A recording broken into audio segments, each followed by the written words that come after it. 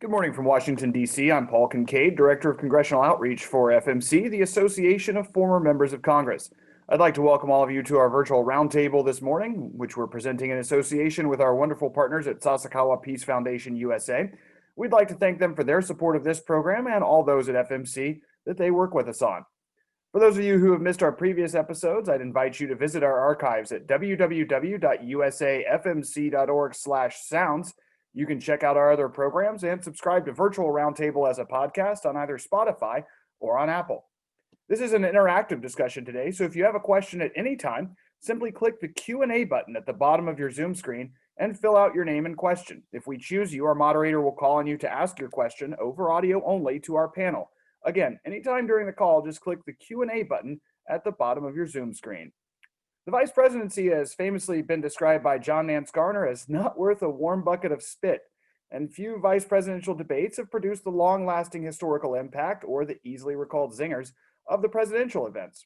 This year, however, things are a little different for the second name on the ticket. President Trump would be term limited if he's reelected, and for many political observers, the likelihood of former Vice President Biden serving only one term if he's elected seems high.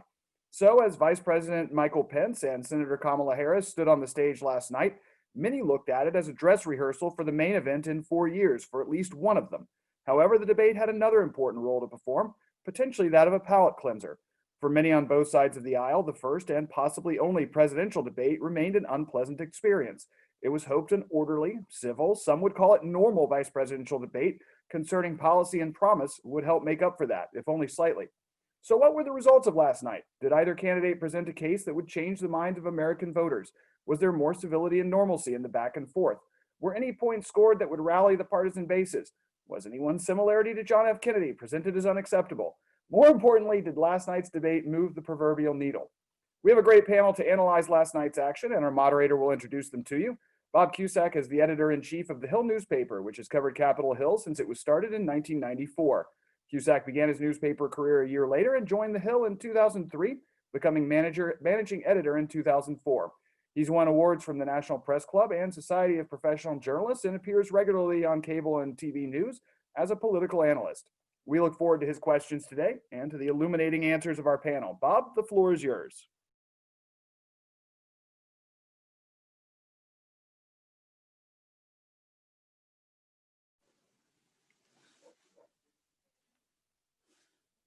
Okay, you hear me now? Great.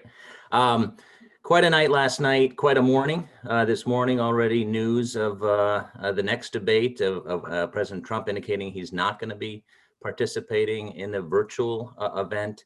But we're here to talk about last night's debate. So let me go through some housekeeping. Again, I want to welcome everyone for doing this and thank you for asking me to do it. I want to thank FMC, the Congressional Study Group on Japan, and SPF USA, Sasakawa Peace Foundation USA, and a special thanks to the chairman and president of SPF USA, Dr. Sadahiro Akamoto, for his commitment and support to the FMC. Before we get into this one, I want to talk about the next one. This is a series that FMC is running. The next one will be held on Friday, October 23rd, so mark your calendars. That will feature Congressman Eliot Engel, Democrat from New York, and George Holding, Republican from North Carolina. That is the next morning after the third debate. So hopefully that debate will happen, so you'll have a lot to talk about.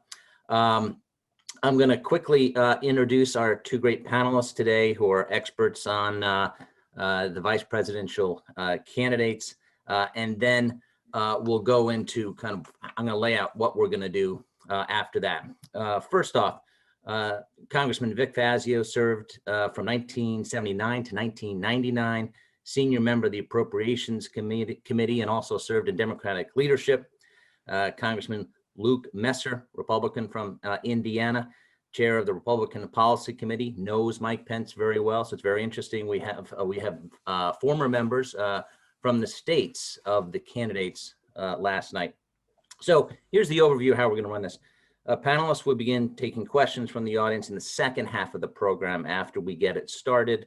Anyone with a question, you can go into the Q&A function at the bottom of your screen and pose a question to our special panel. They'll be collected, and then we'll be answering them again in the second half. Please, when you're submitting your question, submit the organization that you represent. Now I'm going to turn it over for opening remarks just for a couple of minutes, and then we'll get into questions that I'll ask, and then we'll get to your great questions. Congressman Vic Fazio, do you want to start us off? Well, thank you, Bob. And I want to say hello to Luke. I've gotten to know Luke mostly through Zoom in recent months. I want to also welcome our former member colleagues and the Sasakawa Peace Foundation and our study group. They have been great supporters of the former members, and we appreciate their help and their willingness to work with us through the tougher years, but now in the good years for FMC.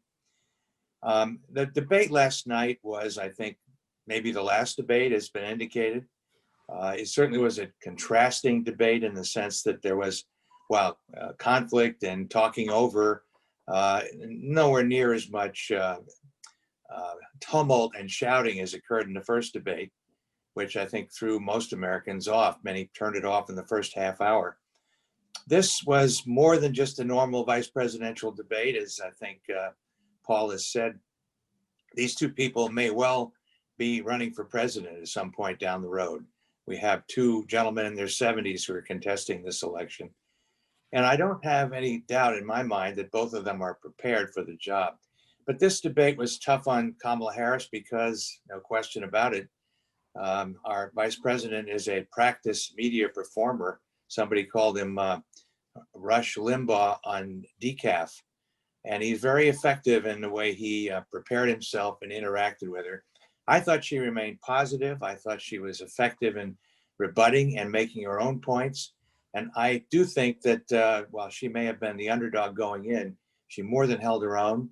I frankly don't see major impact on the election, though. I think it was just a way to introduce two important future players to the American people. Congressman Messer, your opening remarks on your thoughts on last night. So I'm unmuted now, right? Yes, we can hear you. Well, first, Vic, thanks for the opportunity to be here. Bob, you look like a congressman. We're as retired congressmen don't look like one. But anyway, we appreciate the opportunity. Vic covered a lot of it. I mean, look, this is a different kind of VP debate, not only because both these gentlemen are older, and as you mentioned, Vic, they both of the participants last night are almost certain to be running for president at some time in the future. But I mean this in no ominous way, but given the age and health of the two sitting members, it's not impossible these folks would be serving as president if they were elected as vice president. And so I do think that gave last night a little bit of a different feel. In addition to being the Republican policy chairman for this group's interest, I have the distinction of serving in the congressional seat that Mike Pence served in for 12 years. He was my predecessor in Congress. When I left Congress 6 years later, his brother Greg became my replacement. And so I know the Pence family pretty well. In fact, I debated Mike Pence in an open congressional primary when I was a young 30-year-old 21 years ago. And that is when Mike and I actually became friends during that debate process. I know that's rare in congressional campaigning, but for us, it was a relatively civil primary. You know, I think the kind of two overarching thoughts I have from last night from Mike Pence's perspective is this, as Vic mentioned, Mike is a very practiced debater. After being in an open seat congressional candidate in 90 and 92, so this is now 30 some years ago, Mike had a radio show for 10 years. And any of you who may have read the book about Ronald Reagan's GE years, where it said he went and worked for GE, gave speeches all around America, and sort of honed this speaking style that appealed to everyday Americans. Mike Pence knows how to stay on point. He knows how to work on his feet. And I think you saw that last night. I also think, though, to the extent it had any impact on the election, I think it may help shore up the Republicans' position with seniors. You know, historically, seniors have gone to the Republican side. They tend to be more conservative, and in some polling was showing Joe Biden polling almost even, if not slightly ahead, with seniors. And I think a lot of that, some of it may have to do with COVID and the concern folks have with COVID, But I think some of it is Donald Trump's style. Look, I grew up in small town America. It's not only a big C conservative place, it's a little C conservative place. You don't brag, you don't run around brash, you don't drive fancy cars or live in big fancy homes. And a lot of the way Donald Trump behaved in that last debate, just stylistically, I think set off little C conservative folks all across America. Mike Pence last night seemed like what a presidential candidate is supposed to seem like, based on what we've seen on prior standards. And I think in that way helped both himself and the ticket last night too. My first question is going to go to the birthday boy, Congressman Fazio. Happy birthday. America is really getting to know Senator Harris. Obviously, they've known Mike Pence, or certainly the Washington scene has known Mike Pence because he was a congressman, he's a member of leadership, he's a governor, and he's been vice president for the last 4 years. Senator Harris has been more new to the scene. So what can you tell our audience about what drives her, what makes her a leader, and maybe tell people something they don't know about Senator Harris? Well, Senator Harris has emerged from a very competitive political environment in Northern California, first to be district attorney of San Francisco, and then a very competitive race, both in the primary and general, to become attorney general. And as she said, running the second largest AG's office or justice office in the country after the Department of Justice. But you have to go back to her childhood. She was born to immigrant parents, a Jamaican father, Indo-American mother. But she grew up with a single mother and decided, I think, early on that she would have to scrape and fight in order to make her way in the world. And she's learned to do that. She has identified with the African-American community. She came back to Howard University to go to college and has been an active member of a sorority, national sorority that has a chapter at Howard. And I think part of her relationship with the Black community was something that she chose to emphasize. And I think it will be one of the things that guide her in her time in public office, because I think she knows what it's like to come from a very, difficult background. She wasn't poor, but she certainly wasn't in any way affluent. And she got where she got on her own guts and brains. She's a very passionate person. And I think that passion has come out in the hearings that she's been involved in the Senate Judiciary Committee. But I do think that she brings a lot of intelligence and experience to modify and amplify that intelligence to the job that she's seeking. I think she'll play a very key role in the administration if the Biden-Harris team is elected, in large part because she is young, vigorous, and is willing to hit the road. And I think that will be part of what the administration will need from her. Yeah, let me just add real quick. Can I say on Kamala Harris, or Kamala Harris, I thought it was impressive last night. Forgive me for this sort of cynical quote, but it is one I love. Woody Allen once said, "Sincerity is the key to life. Once you learn to fake that, everything else comes easy."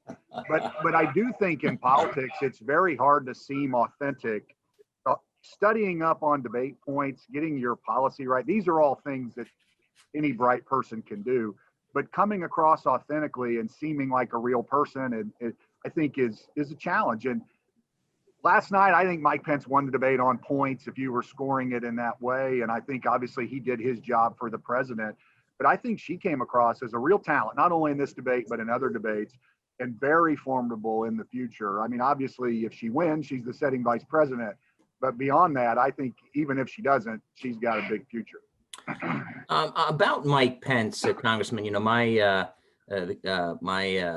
colleagues that I went to college with and do fantasy football with and play golf with, they don't know the Mike Pence that I know. I covered him during the Bush administration. He was a rebel in Congress. He took on George W. Bush and almost took down a big healthcare bill on Medicare prescription drug benefit. And now he's extremely loyal to the president, and the president, I'm sure, appreciates that. But tell me a little bit about Mike Pence that that our audience would know, because when I tell my buddies that he used to be a rebel in Congress, they're like, "You're talking about the same guy, Mike Pence?" Well, let me go one step further. I tell you, if you talk to his friends from high school, they will tell you he was the class clown growing up. And one of the things a lot of people don't know about him, if you've heard him speak in more intimate settings, he's not quite Rich Little, but I mean, he is very good at sort of impersonating people. And I have no doubt he could do a good Donald Trump if he was asked to do it. He's not going to do it for a lot of the reasons you described. He's a loyal guy, and I think he has a sense that this president doesn't want him doing any Saturday Night Live skits impersonating him. But yeah, when he was in Congress, I mean, he was considered someone. I mean, Mike Pence has always said, I'm a Christian, a conservative, and a Republican in that order.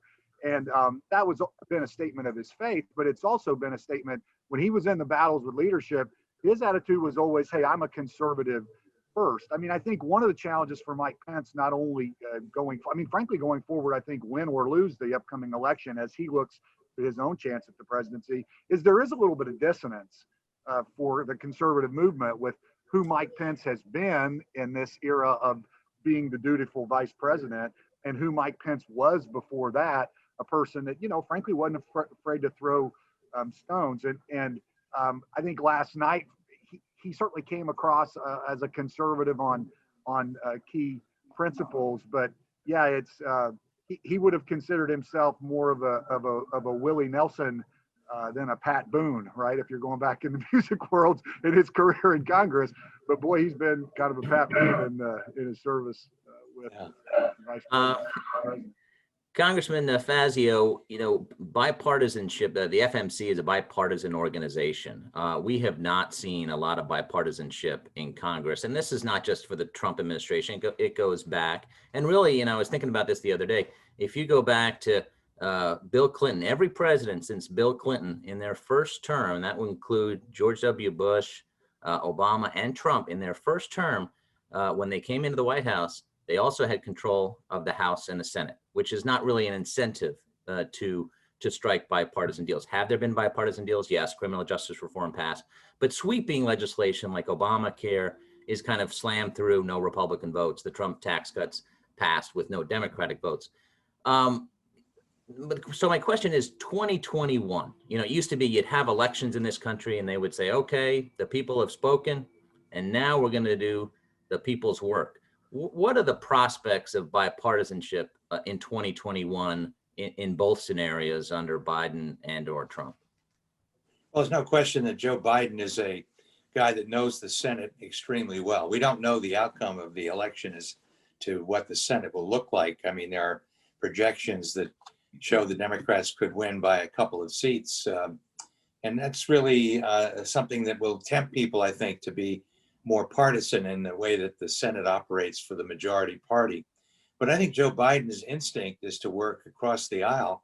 And the real question is, will Mitch McConnell be willing to do that, assuming he's still the leader of the Republican Party?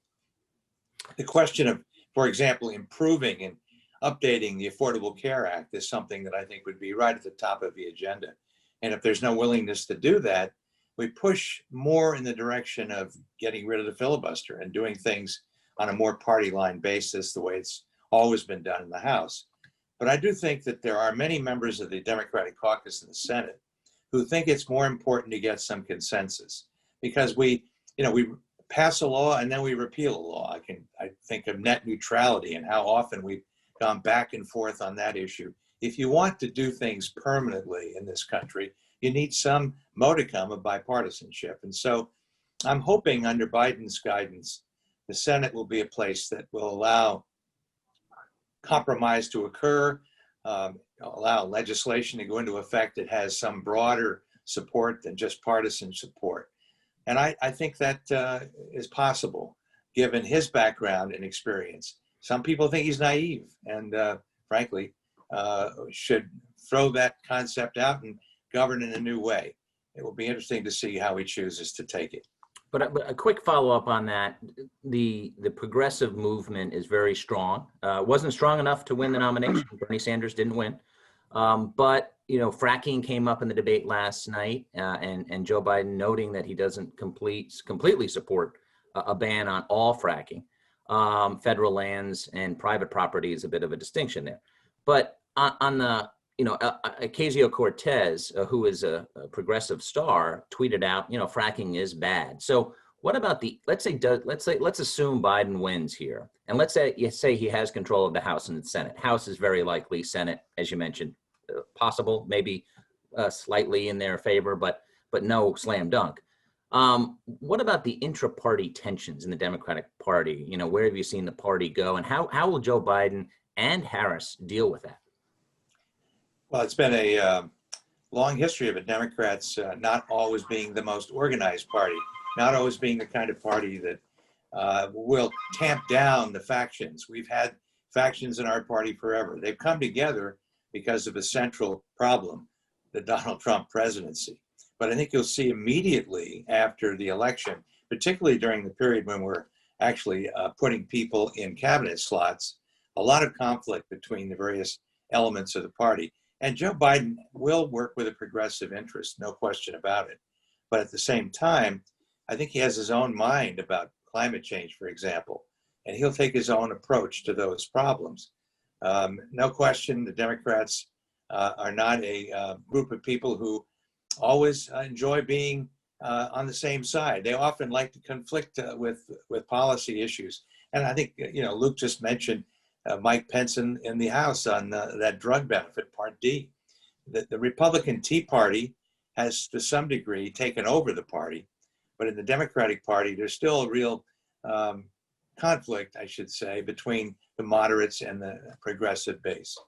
Well, Vic, I was with you until the very end there, which I just have to say, I had this conversation with some colleagues in the House when I said, get ready for your Tea Party. And that's what you guys are experiencing now. Let's see what happens over the course of the next year or two, or cycle or two, to see if this progressive movement doesn't become the dominant part of the Democratic Party. I think there's a chance it will. First, let me start with a note of optimism, Bob, on that point. I think given the crisis we face as a nation with dealing with COVID and the economic crisis that's really unprecedented that's come out of that, I think it's almost certain that you'll see some bipartisan compromise at the beginning of a new administration, unless frankly it's just not needed for some of the reasons you described, where one side has all of the levers of power and they can push it through. I gonna note that with a little bit of pessimism on this. Look, we can all talk all we want about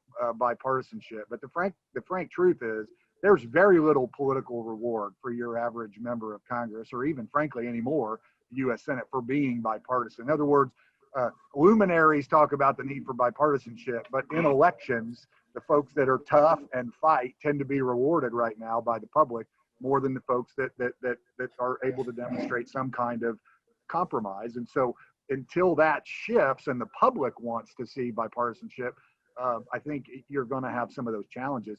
And then issues will matter. Look, I think one of the stories that's, even though it's been mentioned, a little underreported from last night, is the unwillingness of the Biden-Harris ticket to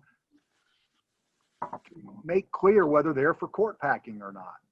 Look, if the Democratic Party decides, if they win an overwhelming election and they decide to add members to the Supreme Court, you will see an explosion that will make it almost impossible for there to be any kind of bipartisan compromise. I already think their unwillingness to clarify that is going to bring conservatives home in states where they may well have had a chance to win a Senate seat. I mean, there's a lot going on in North Carolina, for example, right now with the personal challenges of the Democratic candidate there.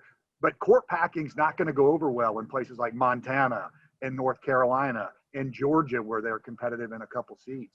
And I think it's something they better figure out over the coming weeks, or it's going to hurt them. I think it's a very good point, Congressman Fazio, that there's such a big policy issue on the filibuster and packing the courts. They've completely dodged it in the first two debates, which is an indication they've made the decision it's better to dodge it than answer it and divide their party. Will they be able to make the next 20 some odd days without clearly saying where they stand on two key issues? Well, if you're as good as the vice president was last night at dodging issues, you probably will find, the Democratic ticket stepping up to that challenge as well. There's no question there's tremendous frustration in the Democratic Party right now about as the nominee for vice president, said the court packing that's been going on at the district and appellate level, the majority vote ramming through people with very little judicial experience because of their ideological positions. And I think you've seen tremendous unhappiness about the inability to take the Garland nomination up for consideration, not even giving him meetings and hearings, and then having this last minute Amy Coney Barrett appointment. So there's tremendous anger on the Democratic side, and that is motivating them far more than I think Republicans are motivated at the moment about the court. I think sometimes people in politics grieve losing someone more than they feel good about gaining someone. And Republicans were terribly upset with the Scalia passing, and Democrats now with RBG, they want someone like that on the court. And I think Republicans have, by their strength, frankly, and their cutting edge approach to governing, people say Democrats bring a casserole to a knife fight. And I do believe on the Republican side, the courts are their number one priority. It's their way of locking in their point of view, their outlook on life for the future. Yeah, I think Bob makes a fascinating point. Economists say, it's the human condition. We grieve loss about twice as much as we appreciate gain. And so it changes the way that people behave in all kinds of areas. I would just say this. I think it may well be to the interest of the Biden-Harris ticket to stay ambiguous on court packing. I do not think it is to the interest of their ability to win the Senate. I think it's net negative.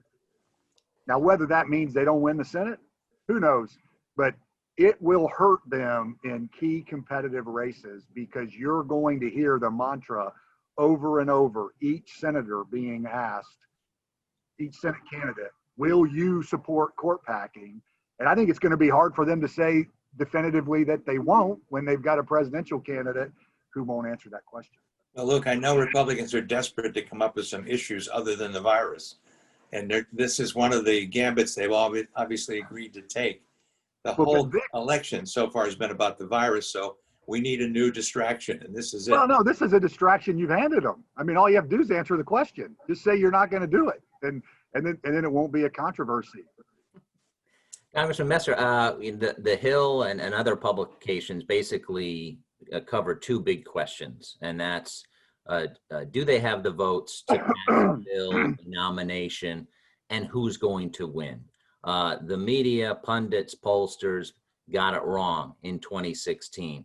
If you look at the data, however, in 2020, if you believe the data and polling shows it's worse for Donald Trump than it was in 2016. So over the next month, we have a campaign that is hobbled by COVID-19. A lot of the team at the White House as well has COVID-19. What does the Trump administration need to do? Because I agree with you. I agree with both of you. I think both candidates did very well last night. There was no knockout punch, but it seems to me that the Trump Pence team needs to change. They need a game changer. What do they need to do? I mean, what about this decision not to do the next debate? Is that a smart move?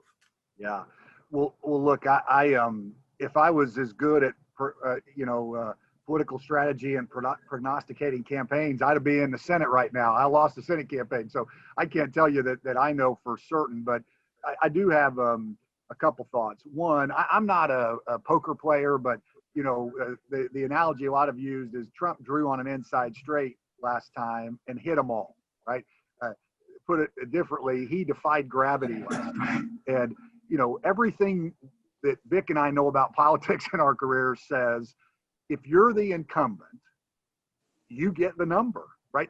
If you're polling in the 40s and your opponent is polling ahead of you, everything in political history says the person who's the incumbent, the voter knows you. And if you're not ahead, or at least, over 50% even, you're in a lot of trouble. And so somehow for him to win, he's going to have to defy gravity again. And I think a lot of this cake is baked, to be candid with you. Like, for Donald Trump to win, we almost have to be polling incorrectly in all of these states. And he already kind of has the base of support out there that is, going to bring him home. I don't know if that's the case, but I would tell you, I think the Democrats have made a couple big mistakes. Donald Trump is the president. He's responsible for our response as a nation to COVID. Presidents are responsible for the economy, good and bad. But the issues that will bring conservatives home is stuff like, gosh, we're going to change the complete power structure and stack the Supreme Court and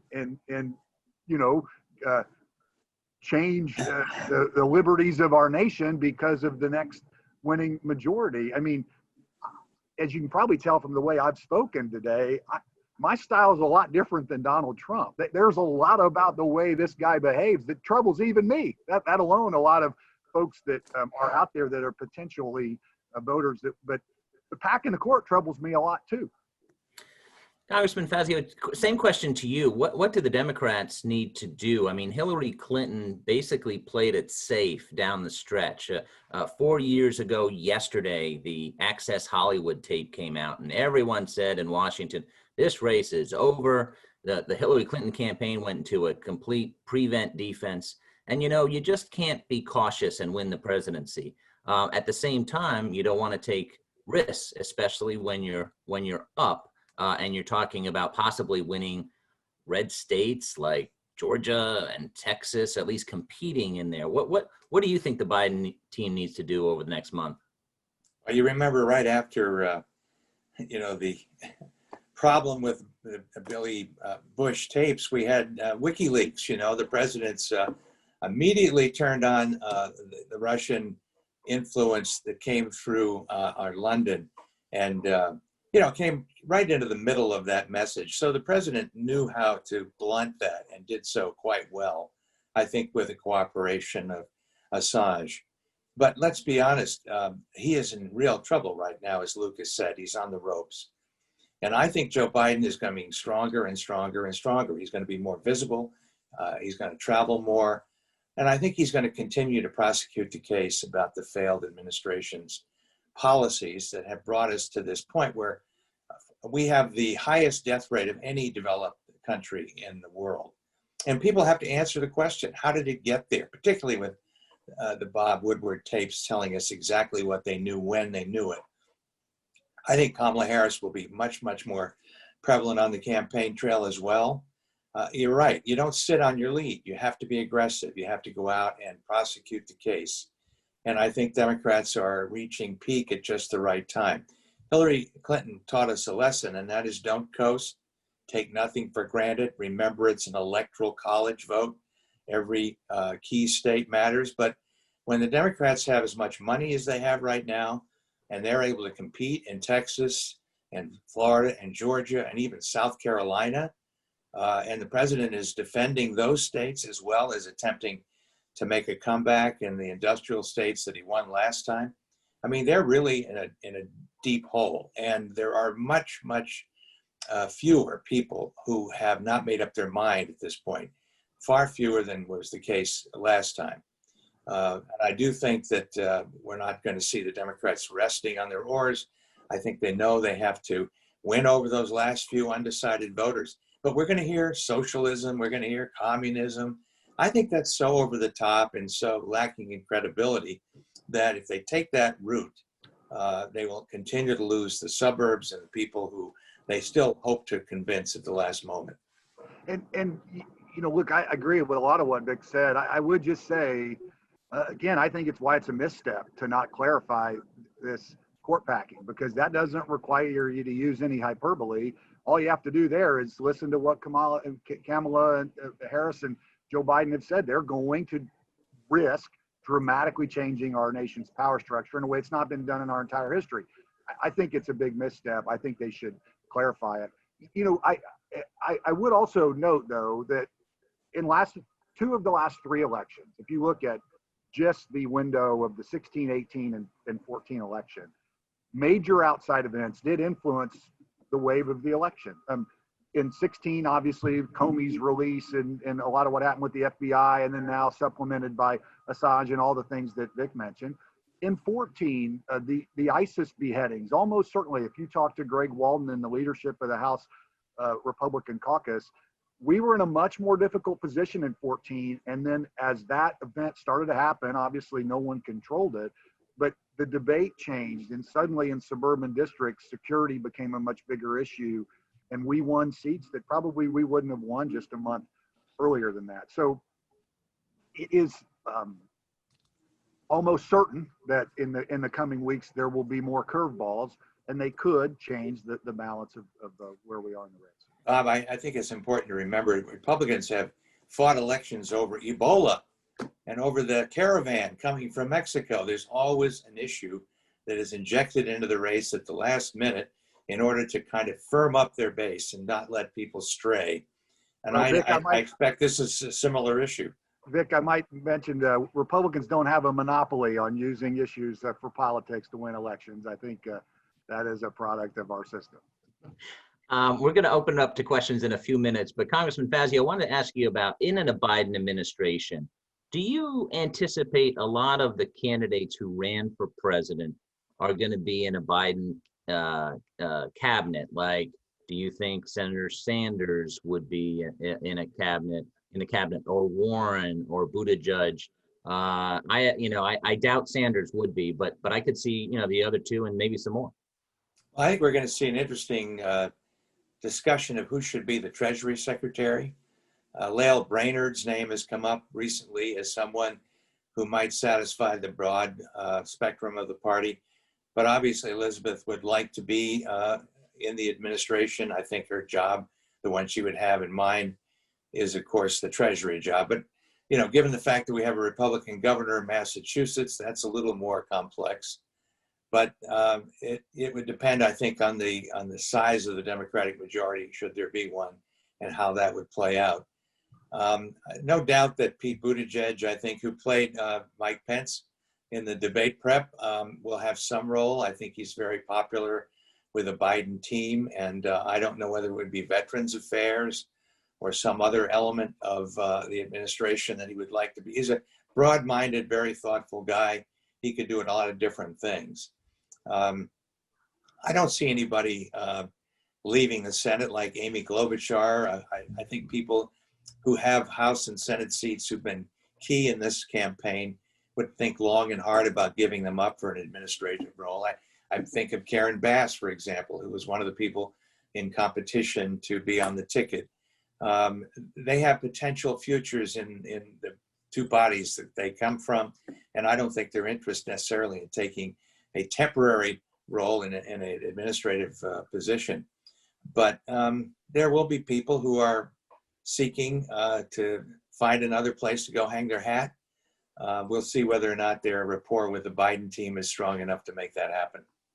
Well, a couple quick observations. One, I think Senator Biden clearly values, or I'd say Vice President Biden clearly values Senate service. He spent a lot of time there, and I would be surprised if he didn't have some former senators who were part of this cabinet, if there is one. Obviously, the fleet of governors as well. But I think the Jeff Sessions seat in Alabama is a cautionary tale about appointing sitting U.S. senators, even in places that you would think would be very safe, right? I mean, most folks, it's hard to find a more partisan state of either color than Alabama.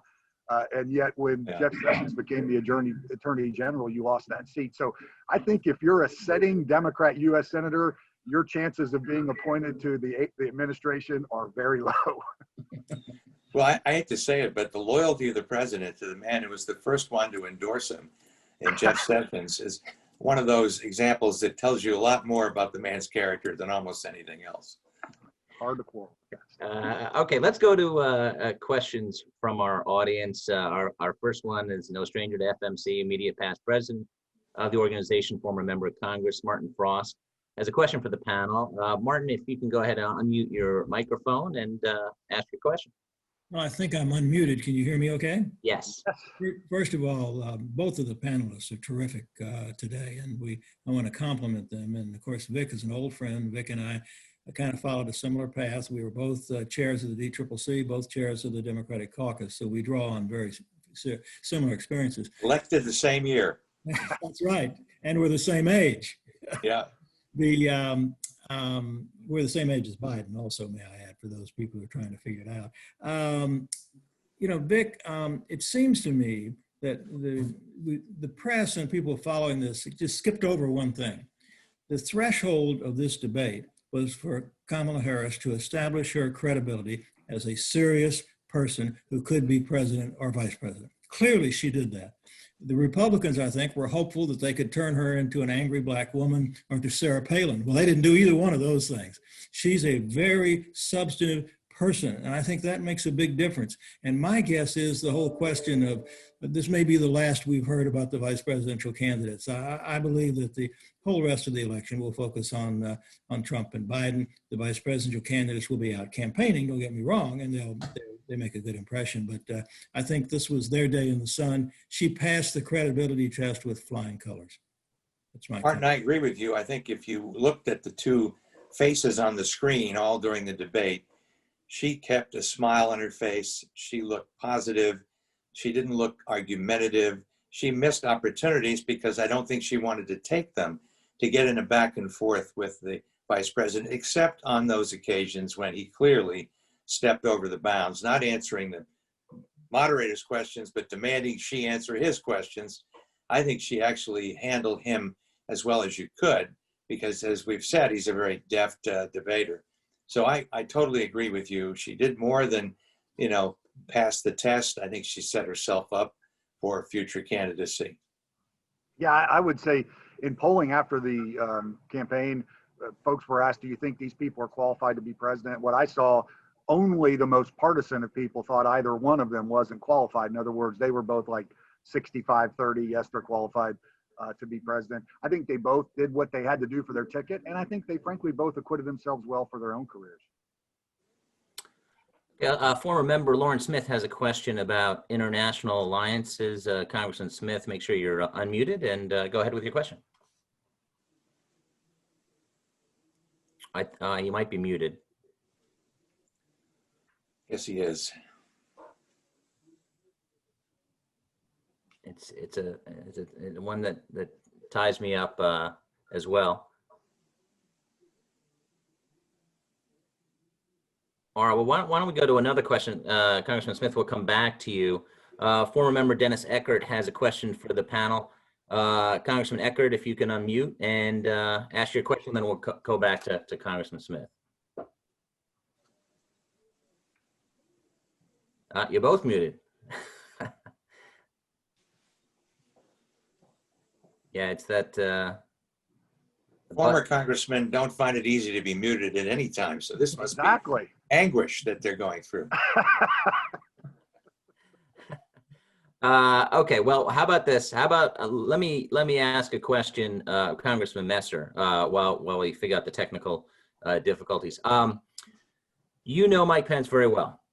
When you become vice president, there is going to be questions about whether you want to be president. And I was coming up with Republicans who could run in 2024, and I got to at least 24 Republicans who could run in 2024.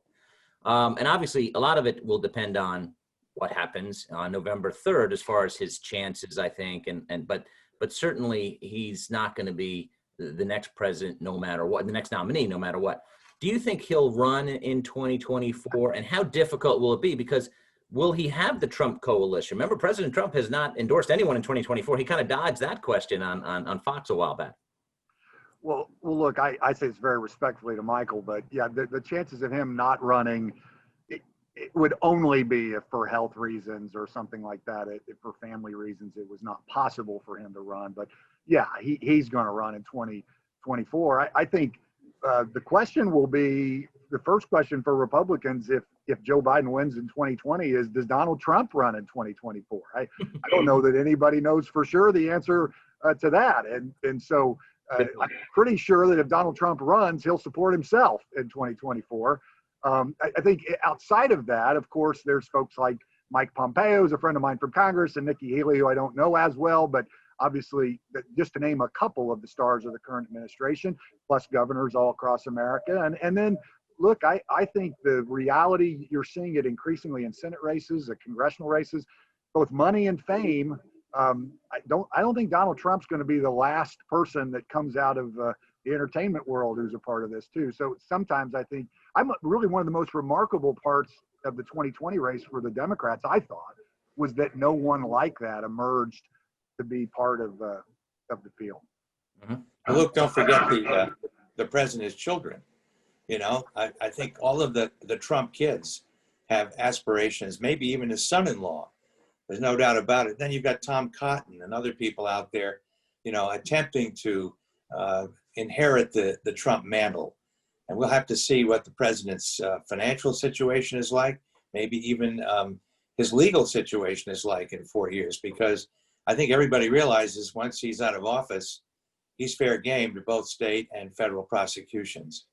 And I do think it is important to say presidents matter, leadership matters, and Trump has changed. I mean, in part, he was reflected a part of where the Republican base was, but this sort of economic populism that's part of Trumpism, I think that is going to be part of the primary debate going forward. And folks like Tom Cotton, who's also a friend of mine, certainly have reflected that with some of their positions on immigration. Okay, let's go back to Lauren Smith. If you figured out the button and ask your question about international issues. I still see it muted. How about former member? Can you hear me? Can you hear me now? We got you. We got you. Go ahead. Thank you. That's what happens when you're an older member. You have no technological capability at all. First of all, happy birthday, Vic. Good to see you. Hey, Larry. Luke, we never had the opportunity to meet, but I listened to what you had to say, and it's nice to hear somebody who speaks in somewhat logical terms. You know, last night, Kamala Harris talked about our relationship with foreign countries and our allies. And I believe very strongly that the future of this country is tied inexorably with the future of the world. And we need our allies. And she talked about what's going on and how our allies are moving away from us. And the president and Mike Pence have never basically answered the question of why our allies are really searching for other alliances. And everybody knows it's true. It's common knowledge all around the world. What do you think about that? And how do you think that affects our relationship in terms of being a leader of the free world? A question for me or for Vic? Why don't you start, Luke?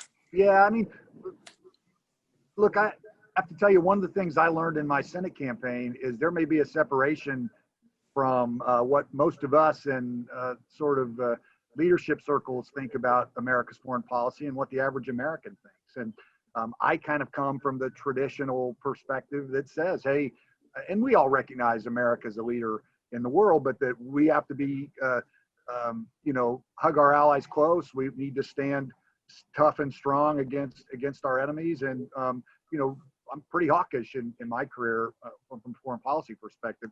But look, there is a sentiment in America that we're just far too engaged all around the world. And in some ways, this is one of those issues where I think Washington laments as Donald Trump, you know, makes statements that seem very unconventional. And frankly, the politics of these issues play pretty well for him. I mean, for example, many of the Democrats that he's picked up in Midwestern swing states are folks that are far more isolationist than what the policies of our nation have been in either party over the last 30 years. Well, isolationism runs deep in this country. And the further we get from wars, the easier it is to forget about why we won them and how we've been able to prevent other wars from following. I don't think there's any question that the Biden administration is going to work to rebuild our alliances in Europe, certainly with NATO. We've talked about getting into the Paris Accords again. If there's ever been a year to double down on the reality of climate change, this is the year. We see it in the Gulf, we see it in the West with the fires. And I don't think there's any doubt that we need to be part of a national and international effort to deal with that. And I think the same is true of the virus. I mean, we can't have the solution to the virus just be one-off state versus another. Ultimately, we all end up interacting with each other and reinfecting each other. Most of the people on the East Coast who had the virus came from Italy. So, we really have to be part of an international spectrum if we wish to have the peace that's been so important over the last 75 years. I don't think there's any question that most Americans don't want us to be paying too much money for these alliances, but I don't think they really want to drop out of them and end up giving power over to the Chinese or the Russians or others who seek to break us up. If anybody ever questioned the value of the NATO alliance, just watch Vladimir Putin's efforts to undermine it. Yeah. And you know what, thinking about who's listening to this, and I know we have a fair number of diplomats, I think there's a couple things I would want to add. First, I think both Vic is right. I mean, America's still we have a lot of pride. We see ourselves as leaders in the world. We don't like the communist nations, and we're ready to stand up to them. But I think there's a positive to this sort of isolationist American streak, which is we're not a colonial nation. We don't have a base of people around this nation who want to see us go conquer other areas, occupy them, as many other leading nations have done throughout the course of human history. And I often say to my friends when I travel on Codels and the like, is look, if you live in the middle of America in rural Iowa or Indiana or Illinois, 1,000 miles from either border, you would almost have to be in the middle of China to be less affected day to day by what happens in other areas of the world than you are in a place like where I represented in the middle of Indiana. And so I think for our leaders who are diplomats and you're trying to figure out how do you massage American policy, I just think people need to understand there is this rising sense that America's spending way too much money and we got plenty of problems in America and we got to be spending resources there. And so helping our leaders deal with those challenges in our partnerships will be an important part of making sure these alliances continue, which everybody on this call certainly believes they should continue. Let's go back to Dennis Eckert. If you can ask your question and unmute your phone, and we'll go from there. It's still muted. As far as one question, Congressman Messer, I want to ask you about the vice president. What has been his impact on the administration? He doesn't get a lot of attention. Fox and other networks, they kind of pull away when Mike Pence is giving a speech as opposed to the president. But behind the scenes, what kind of impact has he? There's a statement in CEO world that personnel is policy, right? That who you appoint to different positions can dictate the policies that happen in those positions, particularly in the administration. As Vic alluded to earlier, I think that'll be one of the real questions of the early Biden administration. How many appointments does the progressive left get? How many are sort of the Obama administration is basically the center of the Democratic Party in today's world. So how many folks come from that more maybe reform-oriented part of the party as well? Mike Pence, in his prior life as a member of Congress, was a darling of the conservative movement in Washington. And frankly, throughout these administrations, from the EPA to Mike Pompeo as Secretary of State, there have been leaders that in prior Republican administrations would probably not be in those roles, policies put forward and everything from healthcare to labor to the environment that, frankly, come out of think tanks. And I almost laugh at a couple people giggle and say, hey, let's make the left mad and bring up this policy. And somehow those policies are the policy of this administration. And that didn't come from Donald Trump. Donald Trump is a very accomplished person, obviously achieved a lot in business before he came, but he had not spent all of his life thinking about the nuances of federal policy before he came to office.